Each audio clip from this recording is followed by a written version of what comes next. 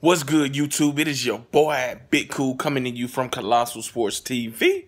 And I am back with another video. Before I get into the video, go ahead and smash that like button, hit that subscribe button, and that post notification bell to get notified every time I upload content. Also, follow me on Instagram at Colossal_Sports TV. Now, let's get into the video. I will post the link to the article in the description below so you all can check it out for yourself. But the IBF has ordered a purse bid for July 5th between IBF super middleweight champion James Chunky DeGale and Jose Uzcategui, the hard-hitting Venezuelan who's coming off of an 8th round KO over Andre DeGale on the undercard of Deontay Wilder versus Luis Ortiz back in March. DeGale is coming off of a razor-thin decision in a rematch with Caleb Truex in a fight that was ugly, unappealing. It was just a horrible, horrendous fight. And, you know, this fight or potential fight with Uzcategui is a very dangerous one for DeGale, who is a talented fighter. And I wrote the article that y'all gonna read at 3kingsboxing.com talking about this purse bid. He's a very talented fighter. But, you know, a lot of people consider him a 6th-round fighter, a front runner. You see what he did against Andre DeGale. You see what he did against Badu Jack. You know, you see what he did against fucking, you know, Caleb Truex in the first fight. I mean, the guy is a former 2008 Olympic gold medalist. You know, he has that deep amateur pedigree. Like I said, he's a 2-time champion. He's been in the ring with Truex, Andre DeGale, Badu Jack, George Groves, Lucian Bute. You know, he's a solid fighter, but he has stamina issues. You know, some people feel he's injury prone. Some people feel he's a 6th-round fighter. And now that he's, 32 years old, he's going against a guy potentially in Jose Uzcategui, who is very underrated. You see the way he was able to cut the ring off against Andre DeGale, a guy who is an exceptional athlete with fast feet, great foot placement and foot movement. He was able to cut the ring off against him and do damage. You know what I'm saying? He has power. In his 27 fights, he only has 2 losses to go with 23 knockouts.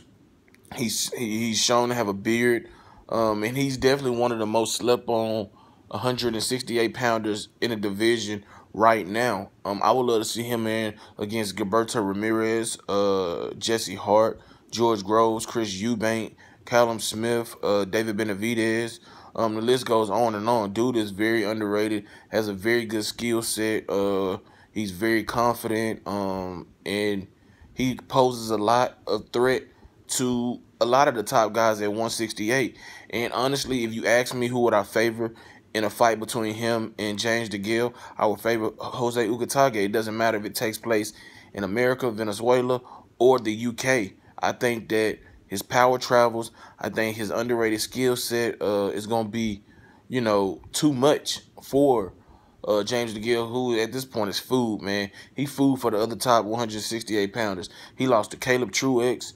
That lets you know, no disrespect to Truex, who is a good fighter. You know, he did, what he was supposed to do against James DeGale in the first fight. And, you know, it was a close fight. In the rematch, it could have went either way. But if you lose to Caleb Truex, then you already know that you really don't have great chances to beat the upper echelon guys at 168. The Benavidez's, the Ramirez's, the Groves, who he already lost to. I think that the shoulder surgeries, the injuries, and everything else is just kind of caught up to him. You know, he's currently in negotiations with WBO middleweight champion Billy Joe Saunders for a fight in September. And I'm under the assumption that if he agrees to fight Billy Joe Saunders, then he would indeed be stripped of his IBF title. I don't know how true that is, but I don't think that would be surprising at all. You know, he's been ordered to fight his mandatory, the interim IBF super middleweight champion Jose Uzcategui, but instead he could, you know, opt to fight a guy in Billy Joe Saunders, who I would favor in that fight due to his boxing ability, quick hands, and him being a fresher, younger fighter with less mileage on his body. So, you know, James DeGale is in a tough situation. His back is kind of against the wall. Either he fights Jose Uzcategui and defends his title, or likely gets stripped and face Billy Joe Saunders, a guy that will be moving up from 160 to, I don't know if it'll be the whole super middleweight division or it'll be a catchweight of 164. Who knows? But I think that at this point, man, James DeGale is probably eyeing big money fights. He says he would. I'm pretty sure he says he can beat these other guys. He's eyeing these other guys, but he see what Jose Uzcategui did to Andre Dirrell in both fights. Do you really think he want to do that? He will be more of a sitting target than Andre Dirrell was, and that could be bad. That could be real bad, man. But like I said, man, we'll see.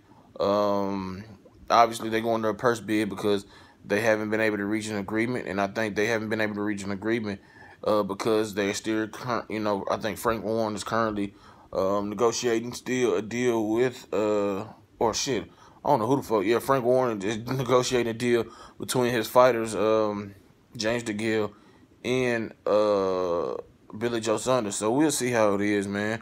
Drop your comments in the comment section down below. Who do you favor in a potential fight between James DeGale and Jose Uzcategui? How do you see it playing out? Shout out to everybody in the movement that is moving with us.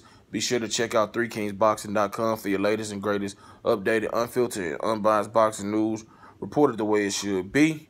Until next time, I'm out. Peace.